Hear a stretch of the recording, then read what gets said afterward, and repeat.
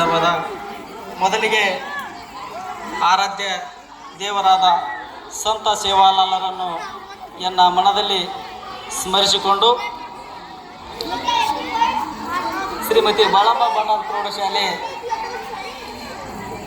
ಅಲ್ಲಾಪುರ ತಾಂಡ SSLC ವಿದ್ಯಾರ್ಥಿಗಳ ಶುಭ ಕೋರುವ ಸಮಾರಂಭ ಹಾಗೂ ಬೀಳ್ಕೊಡುವಂತಹ ಸಮಾರಂಭದ ಗಣ ಅಧ್ಯಕ್ಷತೆಯನ್ನು ವಹಿಸಿರುವಂತಹ KG ರಾಠೋಡ್ ಸಾಹೇಬರಿಗೆ, ಅದೇ ರೀತಿಯಾಗಿ ಈ ಒಂದು ಕಾರ್ಯಕ್ರಮದ ಉದ್ಘಾಟಕರಾಗಿರ್ತಕ್ಕಂಥ ಮಾತೃ ಸಮಾನರಾದ ಶ್ರೀಮತಿ ಸುಮಿತ್ರಾ ಮೇಡಮ್ ಅವರೇ, ಹಾಗೆಯೇ ಇನ್ನೋರ್ವ ಅತಿಥಿ ಸ್ಥಾನವನ್ನು ಅಲಂಕರಿಸಿರ್ತಕ್ಕಂಥ ರಾಜು ಜಾಧವ್ ಸಾಹೇಬ್ರೆ, ಅದೇ ರೀತಿಯಾಗಿ ಇನ್ನೋರ್ವ ಅತಿಥಿ ಸ್ಥಾನವನ್ನು ಅಲಂಕರಿಸಿರ್ತಕ್ಕಂಥ CG ರಾಠೋಡ್ ನಿವೃತ್ತ ಉಪನಿರ್ದೇಶಕರು, ಅದೇ ರೀತಿಯಾಗಿ ಇನ್ನೋರ್ವ ಅತಿಥಿ ಸ್ಥಾನವನ್ನು ಅಲಂಕರಿಸಿರ್ತಕ್ಕಂಥ ರಾಮಚಂದ್ರ ಜಾಧವ್ ಅವರೇ, ಅದೇ ರೀತಿಯಾಗಿ ಇನ್ನೋರ್ವ ಅತಿಥಿ ಸ್ಥಾನವನ್ನು ಅಲಂಕರಿಸಿರ್ತಕ್ಕಂಥ ಸೋಮಶೇಖರ್ ರಾಠೋಡ್ ಅವರೇ, ಈ ಎಲ್ಲ ಮಹನೀಯರನ್ನು ಸ್ಮರಿಸಿ ನಿರಂತರವಾಗಿ 3 ವರ್ಷಗಳ ಕಾಲ ಸತತ ಅಭ್ಯಾಸಗೈದು ಮುಂದಿನ ಒಂದು ವ್ಯಾಸಂಗಕ್ಕಾಗಿ ನಮ್ಮ ಶಾಲೆಯನ್ನು ತೊರೆದು ಮುಂದಿನ ವಿದ್ಯಾಭ್ಯಾಸಕ್ಕಾಗಿ ಗಣಿಯಾಗುವಂತಹ SSLC ವಿದ್ಯಾರ್ಥಿಗಳಿಗೆ ಶುಭವಾಗಲಿ. ಇಂದಿನ ದಿನಮಾನಗಳಲ್ಲಿ ಬಹಳಷ್ಟು ಶಿಕ್ಷಣಕ್ಕೆ ಮಹತ್ವ ಇರತಕ್ಕಂಥದ್ದು, ಆದರೆ ವಿದ್ಯಾರ್ಥಿಗಳಲ್ಲಿ ಕಲಿಯುವಂತಹ ಮನೋಭಾವನೆ ಸ್ವಲ್ಪ ಕಡಿಮೆ ಆಗ್ತಾ ಇದೆ. ಯಾಕೆಂದರೆ ವಿದ್ಯಾರ್ಥಿಗಳು ಬಹಳಷ್ಟು ಶ್ರಮಪಟ್ಟು ನಿರಂತರವಾಗಿ ಅಭ್ಯಾಸ ಮಾಡಿದಾಗ ನಾವು ಮುಂದೆ ಒಂದು ಉನ್ನತ ಸ್ಥಾನಕ್ಕೆ ಹೋಗಲು ಅವಕಾಶ ಇದೆ.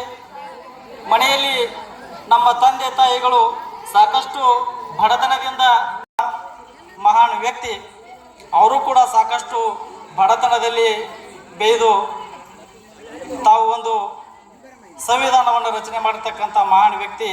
ಎಲ್ಲರೂ ಕೂಡ ಇವತ್ತು ಕಷ್ಟದಲ್ಲಿ ಏನಪ್ಪ ಅಂದ್ರೆ ಬೆಳಕಾಗಿರ್ತಕ್ಕಂಥ ಮಹನೀಯರನ್ನು ಸಾಕಷ್ಟು ನೋಡಬೇಕಾಗಿದೆ. ಹಾಗಾಗಿ ನಮ್ಮ ಪಾಲಕರಲ್ಲಿಯೂ ಕೂಡ ಏನಪ್ಪ ಅಂದ್ರೆ ಒಂದು ವಿನಂತಿ, ಇವತ್ತು ಮಕ್ಕಳು ಶಾಲೆಗೆ ನಿರಂತರವಾಗಿ ಕಳಿಸಿದ್ರೆ ಅವರು ಮುಂದೆ ಉತ್ತೀರ್ಣರಾಗ್ಲಿಕ್ಕೆ ಏನಪ್ಪ ಅಂದ್ರೆ ಸಹಾಯ ಆಗ್ತಾ.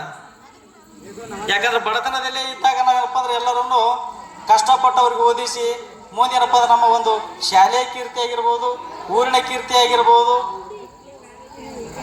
ಹಾಗಾಗಿ ಒಂದು ಒಳ್ಳೆಯ ಒಂದು ಶಿಕ್ಷಣವನ್ನು ಪಡೆದುಕೊಂಡು ಮುಂದಿನ ಒಂದು ಶಿಕ್ಷಣ ಉಜ್ವಲವಾಗಿ ಬೆಳೆಯಲಿ ಅಂತಕ್ಕಂಥ ಒಂದು ಮಾತನ್ನು ಇಲ್ಲಿ ನಾನು ಹೇಳ್ತೀನಿ.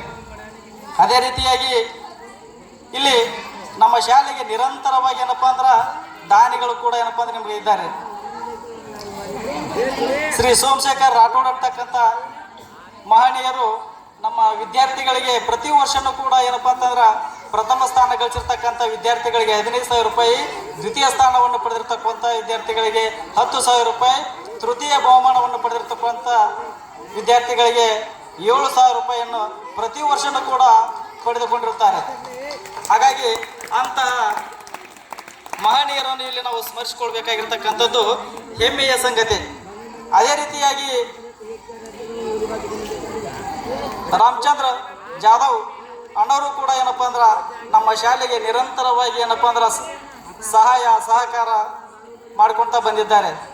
ಅವರು ಕೂಡ ಇಂದಿನ ದಿವಸ ಇವತ್ತು 12 ಕುರ್ಚಿಗಳನ್ನು ಕೂಡ ಏನಪ್ಪ ಅಂದ್ರೆ ಇಲ್ಲಿ ದೇಣಿಗೆಯಾಗಿ ಕೊಟ್ಟಿರ್ತಾರೆ. ಅವರಿಗೂ ಕೂಡ ಏನಪ್ಪ ಅಂದ್ರೆ ನಮ್ಮ ಶಾಲೆಯ ಪರವಾಗಿ ವೈಯಕ್ತಿಕವಾಗಿ ಅವರಿಗೆ ತುಂಬ ಹೃದಯದ ಧನ್ಯವಾದಗಳನ್ನು ಅರ್ಪಿಸುತ್ತೇನೆ.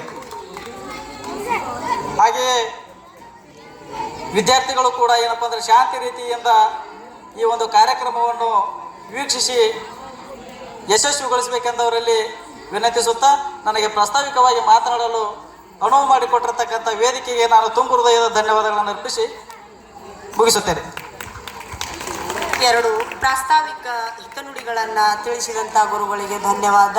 ಇನ್ನು ಮುಖ್ಯ ಅತಿಥಿ ಶ್ರೀಯುತ ಸಿ ಜಿ ರಾಠೋಡ್ ಸಾಹೇಬರು ಒಂದೆರಡು ಮಾತನಾಡಬೇಕಂಥೇಳಿ ಅವರಲ್ಲಿ ವಿನಂತಿ.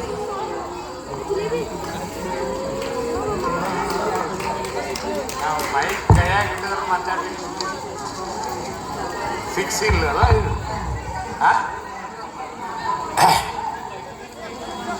ಫಿಕ್ಸ್ ಇಡಬೇಕಾಗಿತ್ತು. ಪ್ರೌಢಶಾಲೆ ಅಲ್ಲಾಪುರ LT ಸಿಂಗಿ ರೋಡ್ ಬಿಜಾಪುರ ಈ ಹೈಸ್ಕೂಲಿನ ವಾರ್ಷಿಕ ಸ್ನೇಹ ಸಮ್ಮೇಳನ 2025-26ನೇ ಸಾಲಿಗೆ ಇಂದು ವಿಜೃಂಭಣೆಯಿಂದ ನಡೆಯುತ್ತಿದೆ. ಈ ಶಾಲೆಗೆ ಬಂದಾಗ ನನಗೆ ನೆನಪಾಗೋದು ಒಂದು ಸಂಗತಿ ಏನಂದ್ರೆ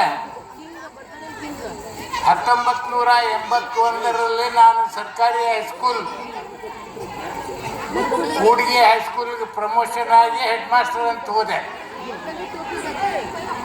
ಅವಾಗ 1984ದೊಳಗೆ ಇದರಲ್ಲಿ ಹೈಸ್ಕೂಲ್ ತಂದ್ರು ಅಲ್ಲಾಪುರ ತಾಂಡಿ ಶ್ರೀ ಜಗದಂಬಾ ವಿದ್ಯಾವರ್ಧಕ ಸಂಘದಲ್ಲಿ.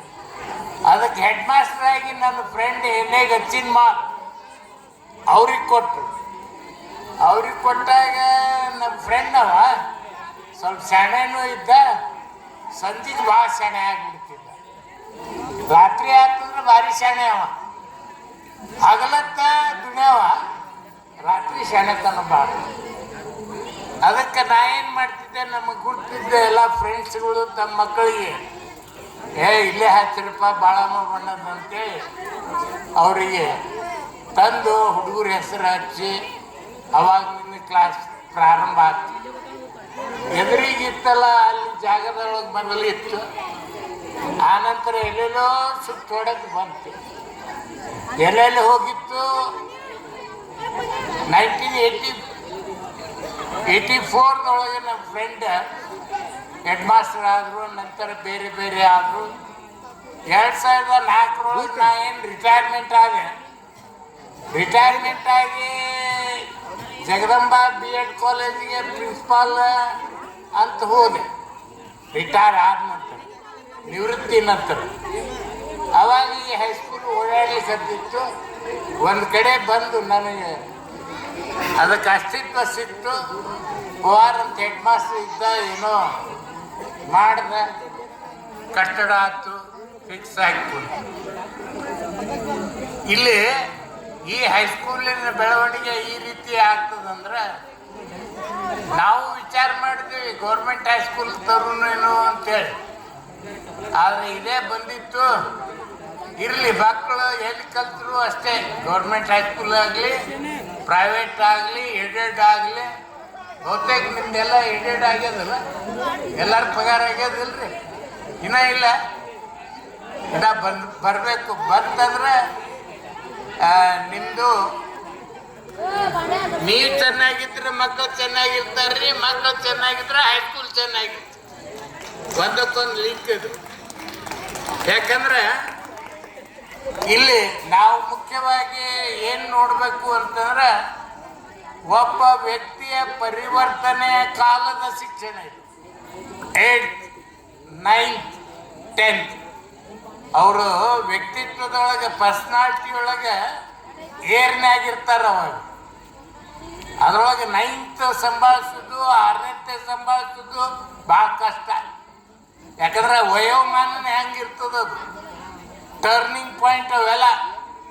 ಮನುಷ್ಯರಾಗಿ ಉಳಿಬೇಕಾದ್ರೆ ಟರ್ನಿಂಗ್ ಪಾಯಿಂಟ್ ಅವು ಟರ್ನಿಂಗ್ ಆದ ಅಂದ್ರೆ ಮನುಷ್ಯರಾದ್ರು.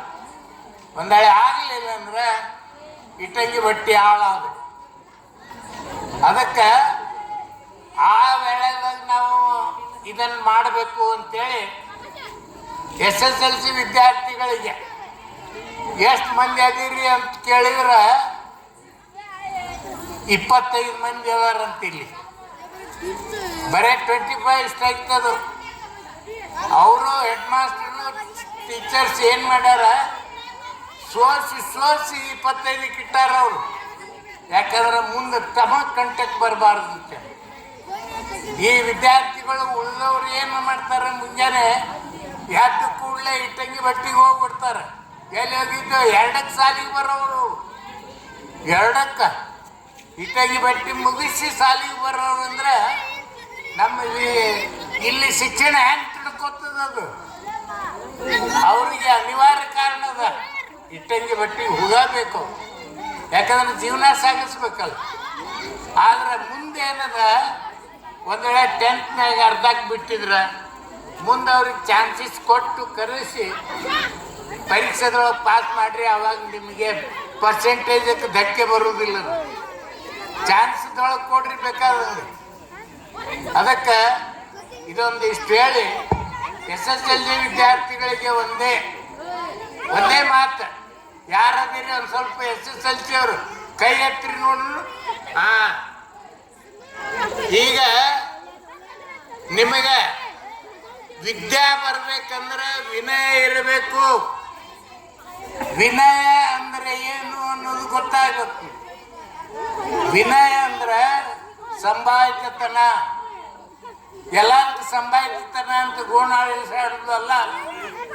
ನೀವು ಓದ್ಬೇಕು ಚೆನ್ನಾಗಿ, ಹಿರಿಯರೊಂದಿಗೆ, ಸಹಪಾಠಿಗಳೊಂದಿಗೆ, ನಮಗೆ ಕಲಿಸಿದ ಗುರುಗಳೊಂದಿಗೆ ವಿನಯದಿಂದ ಇರಬೇಕು. ಯಾವಾಗಲೂ ನಮ್ರತೆಯಿಂದ ಇರಬೇಕು. ಯಾವಾಗಲೂ ಅಹಂ ತೋರಿಸಬಾರ್ದು. ನಾ SSLC ಪಾಸ್ ಅಹಂ ಅಂತ ಅಹಂಕಾರ ತೋರಿಸಿದ್ರೆ ನಿಮಗೆ ಹಾಳಾತ್. ಇನ್ನು ಒಂದು ಮಾತು ನಿಮಗೆ ಹೇಳ್ತೀನಿ, ಮುಂದೆ ಬಂದರೆ ಹಾಯಬೇಡಿ, ಹಿಂದೆ ಬಂದರೆ ಒದೆಯಬೇಡಿ. ಅಲ್ಲ, ಮುಂದೆ ಬಂದರೆ ಹಾಯಬೇಡಿ, ಹಿಂದೆ ಬಂದರೆ ಒದೆಯಬೇಡಿ. ಇದು ಯಾರಿಗೆ ಅಪ್ಲೈ ಆಗ್ತದಂದ್ರೆ ಇಬ್ಬರಿಗೂ ಅಪ್ಲೈ ಆಗ್ತದ. 10th ವಿದ್ಯಾರ್ಥಿಗಳು ಮತ್ತು ಶಿಕ್ಷಕರು. ನಮ್ಮ ಶಿಕ್ಷಕರು ಹೊಂಟಿರ್ತಾರೆ, ನಿಮಗೆ ಕಲಿಸಿರ್ತಾರೆ, ಹಗಲು ರಾತ್ರಿ ದುಡ್ದಿರ್ತಾರೆ. ಅವ್ರು ಮುಂದೆ ಬಂದ್ರೆ ಇರ್ಲಿಕ್ಕೆ ಹೋಗ್ಬೇಡ್ರಿ, ಹಿಂದೆ ಬಂದ್ರೆ ಒದಿಲಿಕ್ಕೆ ಹೋಗ್ಬೇಡ್ರಿ. ಅದರಂತೆ ನಮ್ಮ ವಿದ್ಯಾರ್ಥಿಗಳು 8th 9th ಅವರು, ಅವ್ರಿಗೆ ಈಗ ಒದಿಬೇಡ್ರಿ. ನೀವು ಶಿಕ್ಷಕರು ಈಗ ಇರ್ಲಿಕ್ಕೆ ಹೋಗ್ಬೇಡ್ರಿ, ಈಗ ಒದಿಲಿಕ್ಕೆ ಹೋಗ್ಬೇಡ್ರಿ.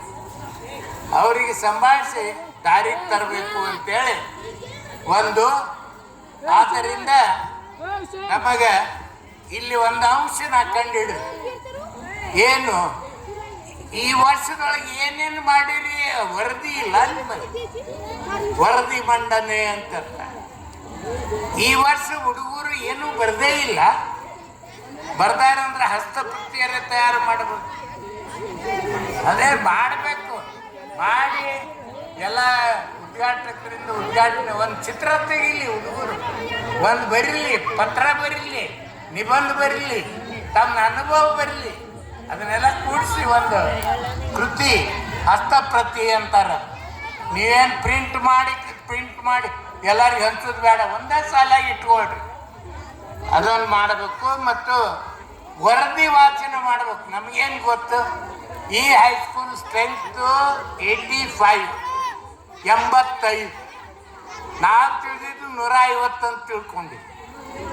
ಹೌದು, ಹೆಂಗೆ ಗೊತ್ತಾಗಬೇಕು? ನಿಮ್ಮ ವರದಿ ಇಲ್ಲ ಅಂದ್ರೆ ವರದಿ ಬೇಕಾಗಿತ್ತು, ಕೃತಿ ಬೇಕಾಗಿತ್ತು, ಸ್ಮೃತಿ ಬೇಕಾಗಿತ್ತು, ನಿಮ್ಮ ದುಡಿಮೆ ತಿಳಿಸ್ಬೇಕಾಗಿತ್ತು. ಇವೆಲ್ಲ ಅಂಶಗಳು ಅದಾವು. ಆವಾಗ ನಮ್ಮ ಹೈಸ್ಕೂಲಿನ ಪ್ರಗತಿ ಗೊತ್ತಾಗ್ತದೆ. ಇದನ್ನೆಲ್ಲ ಮುಂದಿನ ವರ್ಷ ನೀವು ಮಾಡ್ತೀರಿ ಅಂತೇಳಿ ಆಸೆಪಟ್ಟು SSLC ವಿದ್ಯಾರ್ಥಿಗಳಿಗೆ ಮುಂದಿನ ವರ್ಷದಲ್ಲಿ ನಿಮಗೆ ಯಶಸ್ಸು ಆಗಲಿ, ಶುಭವಾಗಲಿ. ನಿಮ್ಮ ಜೀವನದಲ್ಲಿ ಯಶಸ್ಸನ್ನು ಕಾಣಿರಿ. ಯಾಕಂದರೆ ಹಿಂದೆ ಓದಿದವರು ಇಲ್ಲಿ ಇಂಜಿನಿಯರ್ಸು, ಡಾಕ್ಟರ್ಸ್ ಯಾರೂ ಆಗಿಲ್ಲ. ಬಹುತೇಕ ಈ ವರ್ಷ ಪ್ರಯತ್ನ ಮಾಡ್ತೀರ. ಇಂಜಿನಿಯರ್ಸ್ ಆಗ್ಯಾರ,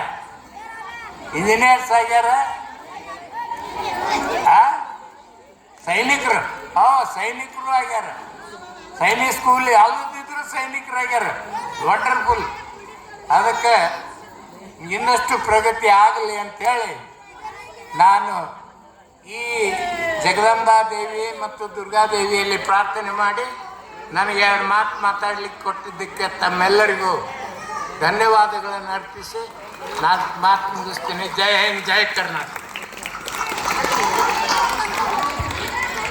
2 ಪ್ರಾಸ್ತಾವಿಕ ನುಡಿ.